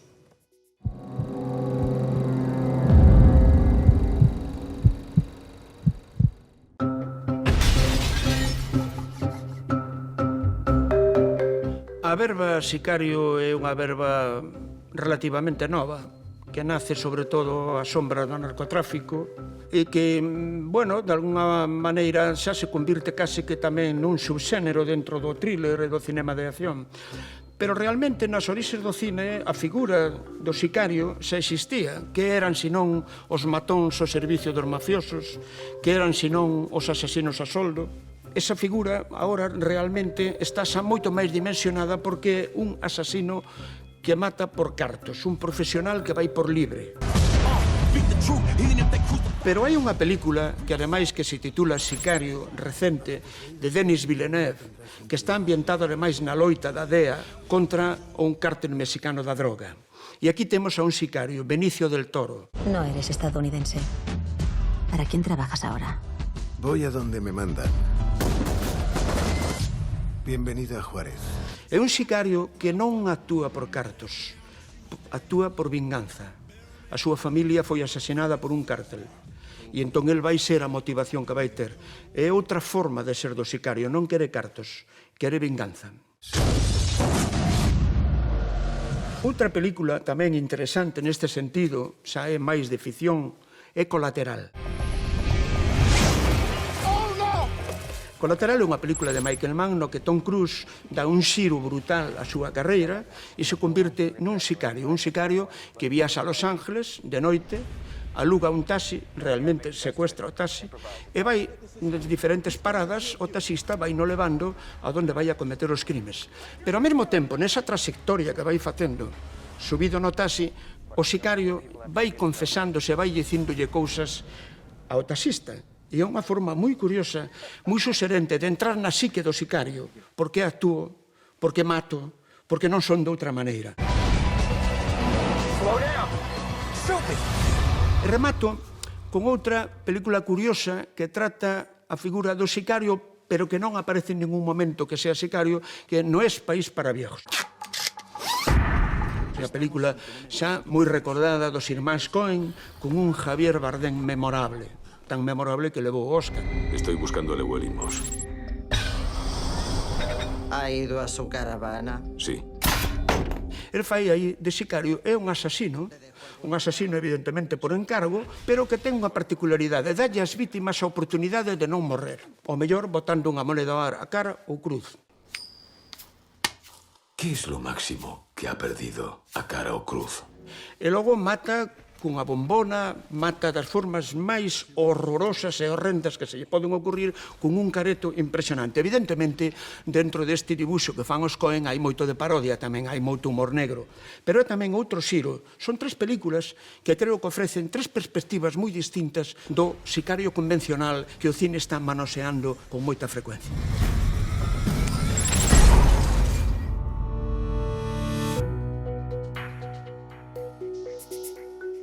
Miguel Anxo Fernández, esas olladas ao espanto, sempre algo que tomar nota, sempre hai algunha que se nos escapou. Bueno, é sempre ben fiada, non? Oxe, falando de sicarios e de asasinos. Temos que ir rematando, non sei se queres decir algo máis, moi brevemente, porque o noso tempo está por hoxe concluído, falando de sicarios, e profundizando tamén na rede, porque ás veces a forma de chegar ata eles, como comprobamos, en ese gran mundo que é internet, cada vez máis grande. Santiago Reboiras, inspector, xefe do Grupo de Investigación Tecnolóxica da Policía, un placer. Moitas gracias. A conversa, gracias por estar connosco. Verónica Suárez, abogada. Moitas gracias, Verónica, por acompañarnos. Manuel Fernández Blanco, psicoanalista, psicólogo clínico. moitas gracias. Un placer. Bernardo Viqueira, que enxeñeiro, experto además en ciberseguridade, gracias tamén pola compaña. Non vou moi tranquilo co dos 500 euros, casi máis co de que son casi todo fraudes, por así decirlo, ¿no? Que quen pretenda matarnos por 500 euros, pois máis probable que acabe sendo estafado. Grazas a cada un dos compañeiros que fixeron posible este programa, o de hoxe, no que falamos de sicarios a raíz dese caso en Verín, o de Bernardino Pousa. Quedamos a bordo para seguir traballando, como sempre, na mente do asesino. Voltamos pronto.